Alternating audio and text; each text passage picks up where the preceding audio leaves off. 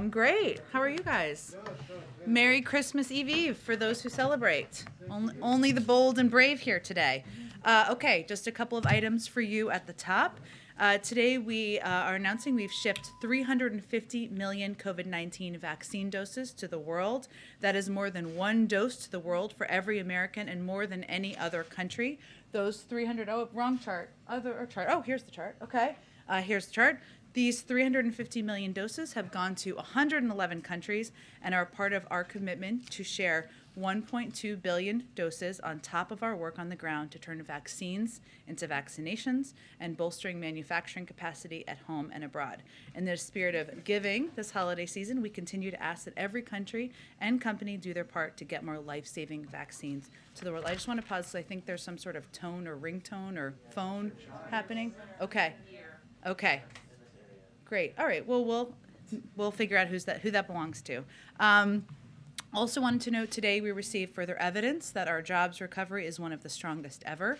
The average number of Americans filing for unemployment over the last 4 weeks is near its lowest level since 1969. We've added nearly 6 million jobs this year, the most of any first-year president in history, and the number of people receiving unemployment benefits has dropped from around 20 million to around 2 million since President Biden took office. Thanks to the American Rescue Plan and our successful vaccination program, Americans are back at work at a record-setting pace, and we are not in the same place we were at in the beginning of the pandemic. And families have more money in their pockets. Americans on average have nearly $100 more in their pockets each month than they did last year after accounting for inflation.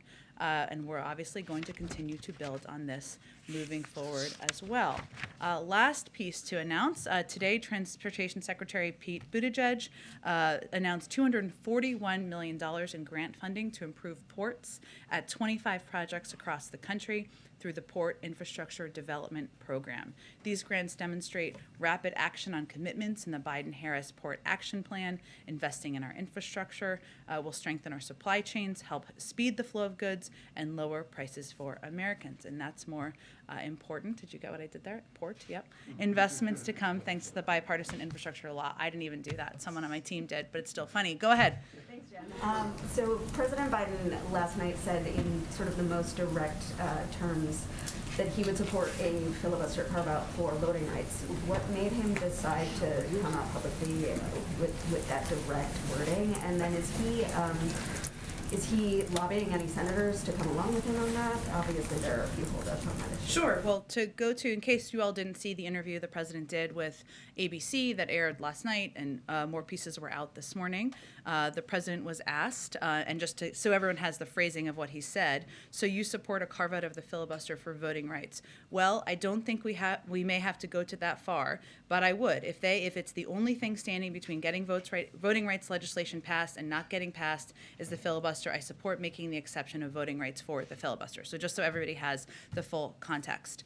The president has spoken to his strong view that getting voting rights legislation passed is a fundamental priority for him. It's something that is essential so that people across the country are able to exercise their right to vote, to participate in the democratic process. That's something he has always believed, always been committed to. As he said in his answer last night, we may not have to go to that, but he is prepared to support changes if that's the only thing standing in the way of getting this done. And then President Putin's press conference earlier, did the White House have a response to his assertion that it's actually the West that is promoting tensions in the region, and also his demands that Russia receive assurances NATO won't accept Ukraine?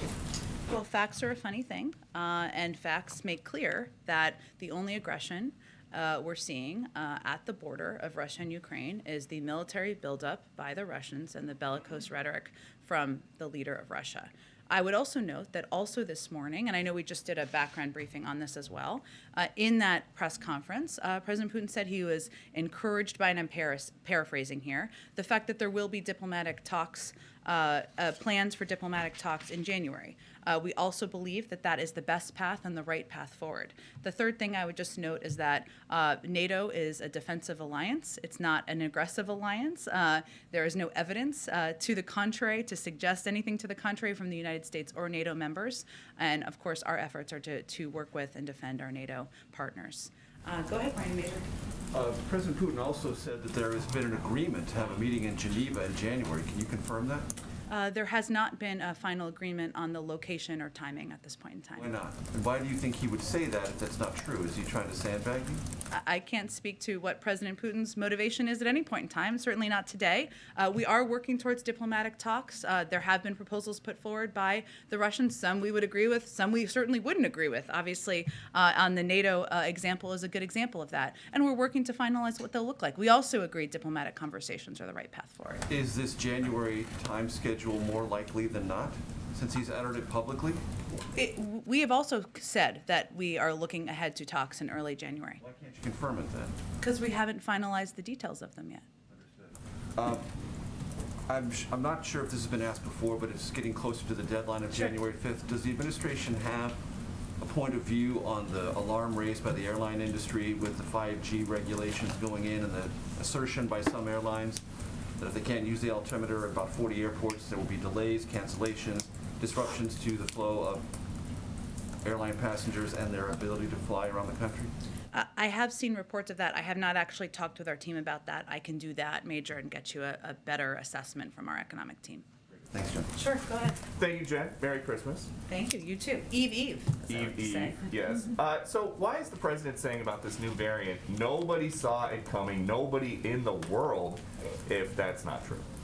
Well, first I would say that nobody knew that there would be the number of different variants. Nobody knew exactly how transmissible they would be. We, of course, knew that there would be additional variants at some point coming. We didn't know what they would look like.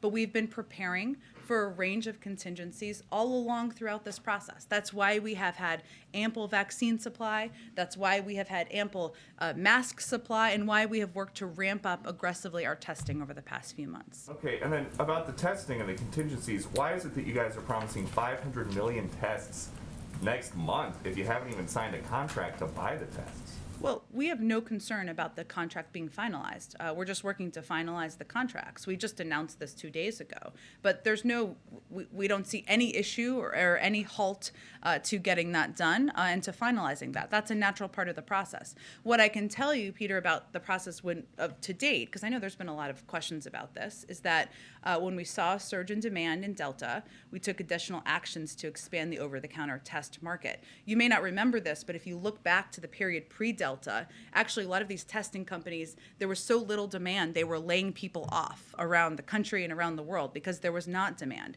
What the president also did was use the Defense Production Act to invest $3 billion to ensure we were upping the market so the market would have the capacity to produce more tests. And also, as you know, the FDA approved 8 tests. Otherwise, we wouldn't have had the capacity to do what we're doing for January. But if it's so easy to get the tests, why don't people have them now? Who here decided that Americans were going to want to have access to these tests in January as opposed to now before they go home for Christmas? Well, Peter, what we've been doing over the course of the last 4 months, even before the president's announcement 2 days, is massively increasing our testing capacity, quadrupling since the summer.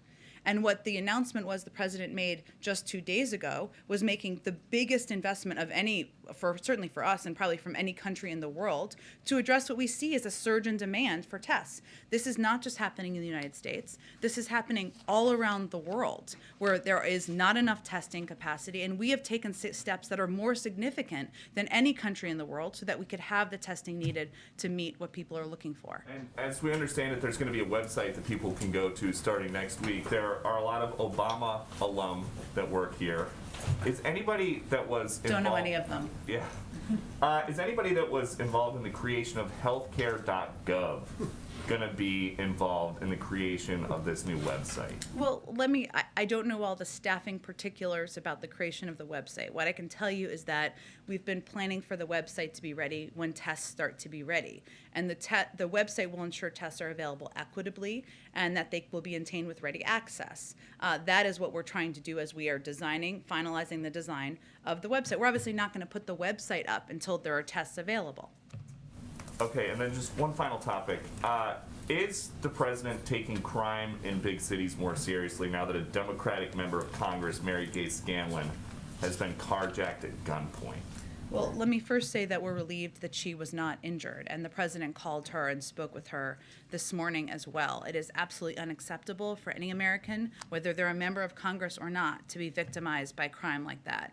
We have been stepping up federal law enforcement efforts for some time now, obviously prior to this carjacking. And we're giving communities historic levels of funding through the rescue plan to fight crime, make neighborhoods safer by supporting programs to interrupt violence, hiring additional law enforcement officers, and providing them with the resources and tools they've asked for. We're also helping communities through initiatives like the COPS program, which is putting 1,000 more cops on the beat. And the president's proposal in his budget is to add almost $300 billion in funding for these programs, more than it was even under the last president. And so just, if I may, final one. If the president is giving big cities historic levels of funding and members of Congress are going home and getting carjacked at gunpoint, then what else can the president do, or what else is the president going to do to keep people safe?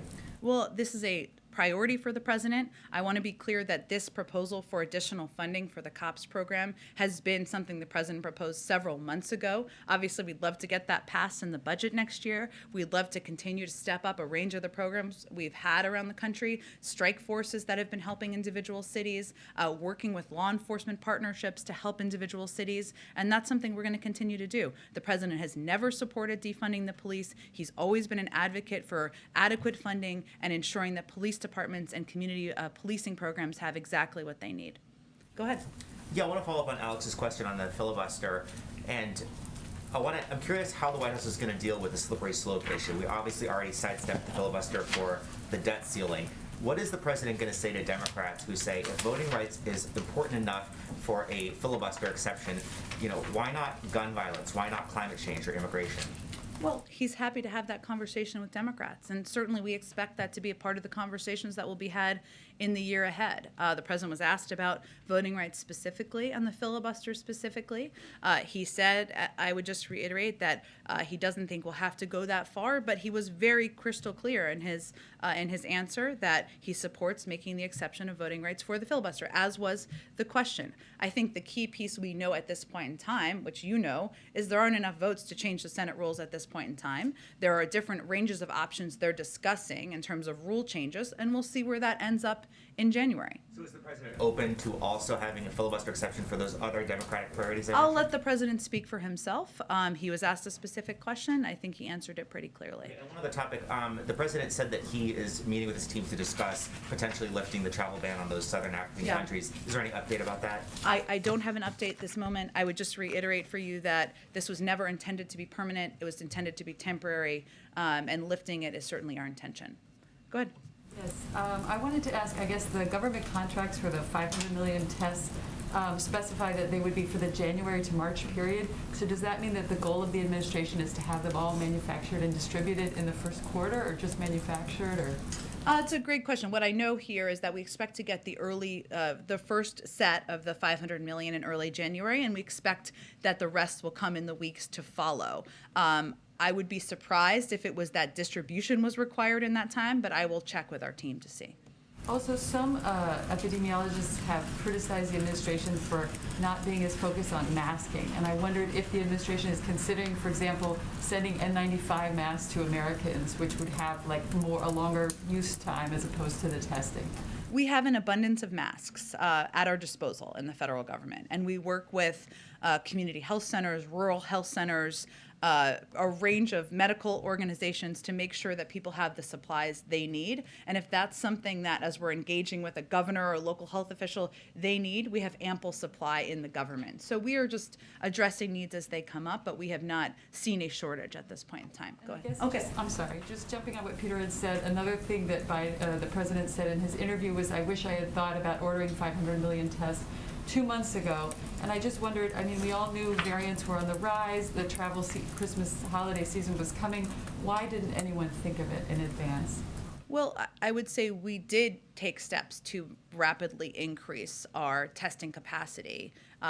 as of the summer. And I would just go back to kind of the chain of events here to remind people of, and we forget, June was a long time ago, but before the Delta variant was on the rise, there was not a demand for testing in this country. There really wasn't. Then Delta obviously increased the demand. We also had to take steps as a federal government to build up the market because the market wasn't there to meet if the demand rose. What the president did with the Defense Production Act is to do exactly that, investing $3 billion several months ago to make sure we were building up the market, to make sure we had the capacity. There wouldn't have been 500 billion tests to order several months ago. So the $3 billion investment, the use of the Defense Production Act, actually increased capacity in the market. And that allowed us to quadruple our testing capacity and allowed us to get to this point where we're able to make the significant order that we made. I would also note that I said before, though, that, and also the FDA authorized 5 new at-home tests since October. So the fact that there's additional tests available has also meant that there's additional capacity out there and different kinds of tests we can order from. Go ahead. Jen, just to follow up on that, because it is the president who said himself that he wishes that he had thought about this idea 2 months ago. And public health experts have been saying for months, including 2 months ago, that there was not enough testing supply. So why did nobody think of this, or did the president miss the mark here? I think what I conveyed just to Alex, but I'm happy to reiterate to you, is that the president and the team did take steps to increase capacity. Of course, if there would have been 500 billion tests and we would have known that there were these, very transmissible variants, that's one thing. But the president knew that we needed to increase testing capacity. That's why he used the Defense Production Act to expand the supply of at-home tests. Without that, we wouldn't have the supply in the market. Yeah, I think the facts here are, though, important. I understand what you're asking, but I've answered it a couple of times. I'm trying to give you the facts and details so you can share them with your viewers. So using the Defense Production Act, without that and without 5 approved tests that have happened since October, there wouldn't have been the supply to order then. Those are all pieces that are important components of the process here. That's what I'm trying to convey. Yeah, I guess, is the president not aware that there were these supply constraints? Because he's saying yesterday that he wishes he had thought of this 2 months ago. Is he not aware that there wasn't the supply at the time to purchase those 500 Well, million the tests? president wouldn't have taken the steps in September and October he had taken if we weren't aware that we needed to have increased supply. But also there wasn't the demand back in June for it, right? And Delta changed the mentality in the public for understandable reasons. And the fact that there were only a couple of approved tests just before October, there were only about 3 on the market, right, that we could have tapped into. The president, using the Defense Production Act and investing $3 billion, allowed for there to be an increase in production so we could order the huge number of supply that we're ordering now. Bigger picture here on Omicron. The president acknowledged yesterday that perhaps the government's response has fallen short in some regards. He said nothing's been good enough. You could argue we should have known a year ago, 6 months ago, 2 months ago. So did the administration do enough to prepare for Omicron, or is there now an understanding that perhaps there was more you could have done? Well, I think what the president was acknowledging, which he said in his speech a couple days ago as well, is that we're not where we need to be on testing. No one is saying we are. That's why we have tried to take additional rapid steps and be as bold and ambitious as we can with the available supply that is on the market. In terms of what steps were taken, when Omicron was discovered, which was right around Thanksgiving, right? We took urgent action on travel, told Americans to get their booster or vaccine. That Monday, the president addressed the country to where we were with the virus. That Thursday, he released a winter plan. CDC has hosted at least 24 standing meetings or briefings on Omicron. CDC established a new standing Omicron conference call that includes more than 250 state, local, tribal, and territorial health officials. And so we've taken a number of rapid steps as soon as we knew that this was a variant, even before it hit the United States. And lastly, you guys have been sharing former President Trump's message recently on boosters, and I'm wondering, given the former president's apparent change in tune on this issue over the last week, has there been any renewed contact between President Biden and the former president or your teams? No, but we are grateful that the former president got the booster. We're also grateful that he made clear in a recent interview that they're effective and they're safe. And that's an important message for anyone to hear. This is not a partisan issue. This is about saving lives, communicating accurate information, pushing back against inaccurate information, and in this particular case, the former president did that. Go ahead. with the former president defending vaccines. Tuesday, President Biden mentioned that's one of the only things that he actually agrees with Trump on. Would the White House consider a partnership with the former president to get some of those folks that are vaccine hesitant to actually get the jab? I don't know that we think it requires a partnership. I think we believe that, the former president being out there and stating what is factually accurate about the efficacy of vaccines, of getting boosted, which he recently did, of course, is a good thing, right? And it's a good thing to have a range of voices out there. Democrats, Republicans, independents, celebrities, non-celebrities, whomever people will be listening to out in the country. We continue to believe that the most effective voices are local voices, local people. That's who everybody listens to, people in their community, your neighbor, your friend, your cousin, your pediatrician. But certainly we would applaud and have the former president's comments. And with regards to the new initiative, how many tests will each American be able to get? It's a great question. It's something that we're looking to finalize guidance on, and we'll have that available as soon as it's ready. So lastly, you talked about the rise in Delta and Omicron and how there were steps taken based off that. Yeah. But what we've heard from some viewers is that, look, they feel like we're back here again because last year, the holidays, people were rushing to get tests. And so for them, this could be predictable just because so many people are trying to gather. And the question is, again, why wasn't there some foresight? Or for them, it seems like there may not have been foresight with meeting the demand of the holiday season.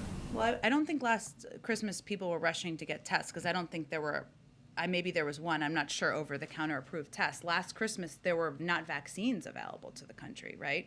And what the CDC was advising was that people should not even gather with their family members. Certainly, they shouldn't travel. Now we're at the point where 200 million Americans are fully vaccinated. We have ample vaccines. We have ample boosters. We have supply of masks. We just ordered a historic-sized set of tests so that people can have those across the country. And even without that, we've sent 50 million tests out to community health centers. We've opened 20,000 testing sites. We've worked with FEMA. We're opening more testing sites across the country. So people will be able to gather with their family members. Are we through the pandemic? No, we're not. But we are in a very different place than we were 1 year ago today. Go ahead. Can I ask, Intel found itself in some hot water overnight over a statement Yeah. they put out around supply chains in Xinjiang, and they're worried. And then they had to apologize to China and the Chinese people. Of course, the U.S. views what's happening in Xinjiang as a genocide, as you called it. How concerned are you that more American companies are going to find themselves sort of trapped in this situation, in particular with the signing of the Uyghur bill today by the president? Well, I can't speak to the specific situation with one company, but I can say as a general matter that we believe the private sector and the international community should oppose the PRC's weaponizing of its markets to stifle support for human rights.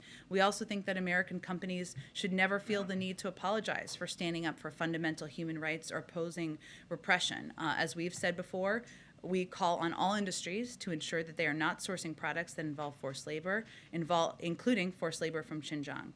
The reality is that companies that fail to address forced labor and other human rights abuses in their supply chains face serious legal risk, reputational and customer risks, not just in the United States, but in Europe and other regions of the world. So that's broadly how we feel. Can you just say briefly whether anyone in the administration spoke with any Chinese counterparts before the signing of this bill? Is there a concern that China will be upset by the president signing this bill? Was there any effort to smooth that over or not smooth it over? We had announced our support or intention to sign the bill. I can certainly check if there was any diplomatic engagement around that, but that was, of course, prior to today. And certainly we have made no secret of our concerns. The president has spoken to them. We worked and gathered the G7 leaders to sign a statement on this about the human rights abuses in Xinjiang. So I don't know that it's a surprise. Why didn't he sign it on camera? He signs bills on camera, off camera, sometimes on camera. We support the bill, and obviously we've been leading the effort in the world to call out human rights abuses. Go ahead. Yeah, with seeing the spread of the Omicron variant, can you speak to changes that you all here at the White House have made? I know yesterday we saw a number of the CEOs and other folks that the president met with virtually. Have you guys reduced the footprint in the White House, a return to Zoom meetings? Can you talk all about White House changes? We already had very strict protocols in place here at the White House, above and beyond what even is advised by the CDC. Obviously, we all wear masks. Anytime you're going to meet with the president, you are tested. Anytime you're going to travel with the president, you are tested.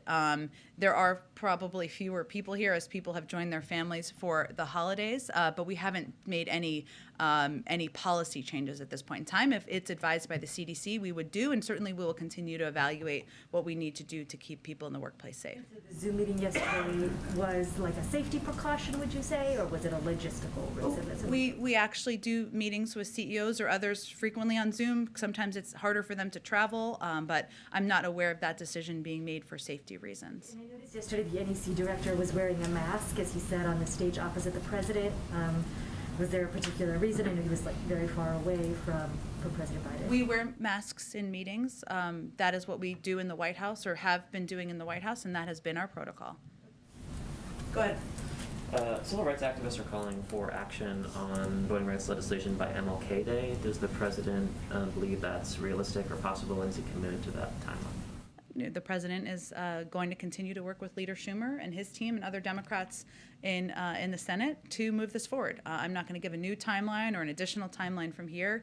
Certainly know there are a lot of passionate advocates out there who have been out there protesting and calling for movement on this. We agree with and understand that, but we'll be working in lockstep with Leader Schumer's office and moving it forward. We've now seen the second COVID-19 treatment pill approved by the government. What is the administration doing to make sure there aren't shortages, or that they can address the already existing shortages of those pills? And can you just clarify, will both pills be free for all Americans?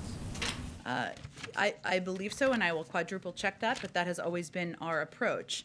I would note that what we have done is we have purchased 10 million of the Pfizer doses. We know that just over 250,000 of those will be available in January. We will not get the full package of that, I think, until the summer. We've also purchased 3 million Merck doses, which were just approved today, and we expect to get the majority of those by the end of January. I think it's important to note what Dr. Fauci has said a number of times, just in terms of expectations for the American people. It's a very complicated synthetic process to make specifically the Pfizer antiviral. All tools are on the table, including the use of the Defense Production Act to get Pfizer the things they need to produce this antiviral as quickly as possible, but it takes a significant amount of time to do that. That's just science, and we have purchased as much as we can purchase, but we just want to set that expectation. The most important step people can take is to get vaccinated and get boosted. And just really quickly on the Fed vacancies, because I have to ask, do you expect a decision before the end of the year? I don't have any update for you, but I know we're eager to get those out to all of you, especially the many who are very focused on understandably. Go ahead. In that interview with ABC, the president was asked about vaccine requirements possibly for domestic travel, and he said that the team deemed it not necessary. What is the logic of having it necessary for international travel, whether it's Americans or foreigners, with testing and vaccine requirements, but not for domestic travel when you see the numbers of travelers, especially right now during the holidays? Sure. I would say that we still require masks on airplanes, of course. We've also increased the fee on if people do not wear masks on airplanes. In terms of international travel, part of the effort has been related to the number of variants that are out there, and we see them differently. Rules, as you know, for international travels are different because international travelers must be vaccinated and tested within 1 day of departure to help keep COVID cases out of this country and delay any new possible variant from coming into the country. So we have not, at this point, aside from masking, put in place additional steps for domestic travel. A question on Russia. A few days ago, I think you said that you didn't want to put a deadline on those negotiations, those talks, and how it goes forward with the situation at the border with Ukraine. Does that mean that you guys are okay with the status quo? Like, how long is this can this situation be tenable, even if Russia doesn't take that extra step of aggression? We have talks that will be in January. We just haven't finalized the details of those, so that's really the next step. Thank you, Jen. Okay, thanks everyone. Merry Christmas to those who celebrate. Merry Christmas and Happy New Year. And Happy New Year, yes. Last briefing of 2021. Don't look so sad, everyone. Thank you, guys. Have a happy